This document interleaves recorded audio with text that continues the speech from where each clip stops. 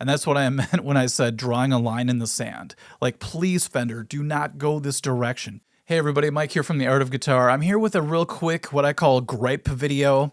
I usually don't make videos like this where I complain about stuff. A lot of that's because I know that a lot of my problems are first world problems. You know, if I'm going to complain about a guitar feature, that's not a huge deal in the world. But I think as a musician and someone who buys a lot of gear and plays a lot of shows, I have to kind of draw a line in the sand with this video. So let's get to it. What would happen if you took a full-size acoustic guitar like this one? This is my Taylor that I use all the time.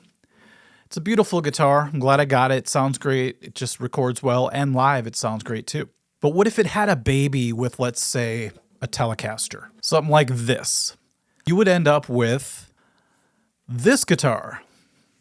I remember the first time I saw this, it was just on some ad. I just didn't like the way it looked. I thought it looked kind of ugly, and I'm like, oh man, that thing's sort of an abomination. But as I watched demos of it, I started to grow curious about if this could be a very useful instrument for someone in my position. And recently, I just reformed an acoustic duo with my friend that we started decades ago. Looking at the set list, we have about 3 hours worth of music. And I thought, man, if I'm going to be on stage sitting down with a full-size acoustic guitar, that's going to be a bummer because holding a huge guitar for that long is kind of cumbersome.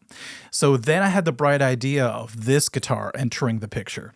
I thought, man, this thing feels like an electric guitar. It has the sounds of both the acoustic and the electric guitars. It's light, and from what I heard on the demos, it sounds really good. So I put an order in for one right away. Turns out I should have done a little bit more research because when it arrived, there were things about it that I did not expect.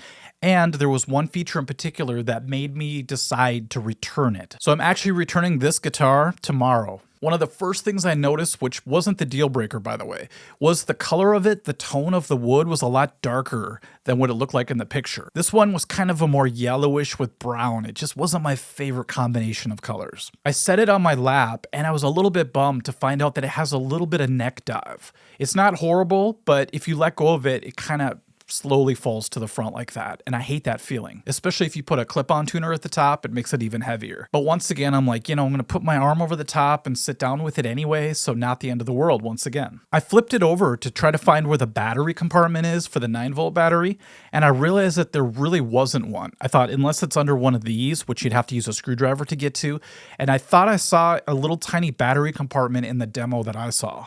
So I was confused. Then I went to plug it in, and this is where my heart sunk. This is what I saw.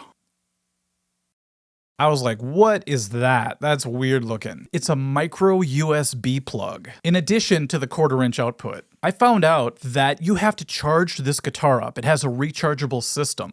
So you plug it into the wall, and you wait for it to fully charge. Now, this bummed me out for a couple of reasons. First of all, whenever I buy a device these days, this is kind of enraging me lately. It's a chargeable device, but they give you a little cable. And that's it. They don't even include the plug for the wall, which was the case with this guitar. There was no plug for the wall, just the cable. And I thought, this isn't just some back massager or something. It's not just some device. This is a Fender American guitar.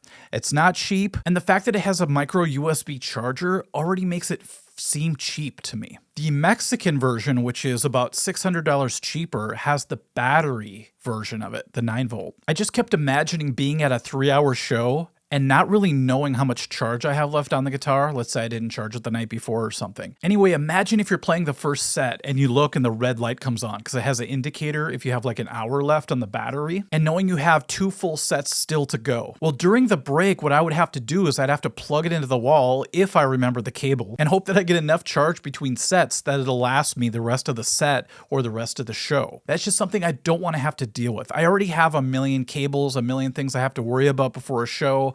I have a wireless system whenever I play the big shows that I have to charge up. I don't want to have to worry about the damn guitar, you know? Call me old school, but I just really want to plug in and play. And if I have to deal with charging or batteries, I'd much rather have a 9-volt battery. Because let's say I lose charge in the first set. Well, all I have to do is reach in what I call my oh shit bag. I'm going to do a video on what's in that bag, by the way. So every show I bring it with just in case something goes wrong. All I gotta do is reach in there, grab a battery, pop it in, and I'm good to go for another 20 hours actually. Dependability is the number one thing that I look for in gear that I use live. Now, if I was just playing in my bedroom, I wouldn't worry about it. I would love this charging feature because you don't have to buy batteries. But live, it's a completely different story. Anything that fails me live that can't be fixed or modified easily, I get rid of. And that's a huge reason why I don't play my Kemper anymore. Another video that I'm going to be putting out pretty soon is the whole Kemper story. That is not the direction I want guitars to go. And that's what I meant when I said drawing a line in the sand. Like, please, Fender, do not go this direction. Don't make me have to hook up a micro USB cable to make my guitar work. Again, I know it's first world problems, but as a gigging musician, I really don't want to have to deal with that. So I made my decision almost right away after that, and I looked up the Mexican version. And I found out that it only has a couple of differences that might be a big deal to some people. For example, it does have the 9-volt battery option, which I want. And the second thing is that it has fewer sound options. This is not a review of this guitar, by the way. That's why I'm not going super in depth with playing it or anything like that. I'll do a review of the Mexican one because I'm actually going to be keeping that one. But this guitar has a lot of sound options. There's like a 5-way switch and a blend knob and all this good stuff. Whereas I believe the Mexican one has 2 or 3 fewer sound options. But all I need really is just a really solid acoustic sound and a really solid electric sound. That's the beauty of these guitars. You can get the best of both worlds. It was also cool because I ordered a black one.